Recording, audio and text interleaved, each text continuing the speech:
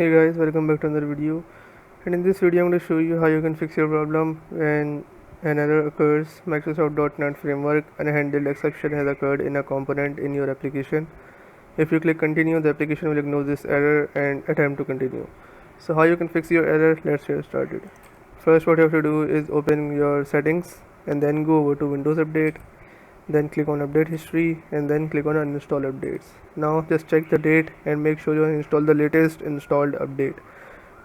In most of the cases, the newly installed updates cause this problem, so just try to install this and then check if your problem solves. If your problem still occurs, make sure to comment down below so we can bring a detailed guide on this video. Alright, that's it for today's tutorial.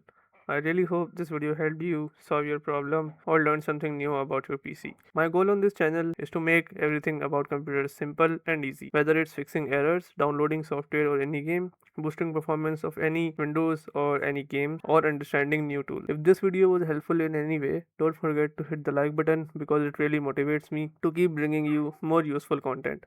And if you're new here, make sure to subscribe and turn on the notification bell so you never miss any future tutorials, tips, and PC fixes. Also, if you're facing any issues or have any questions related to computers, Windows, software, or anything technical, drop them in the comments.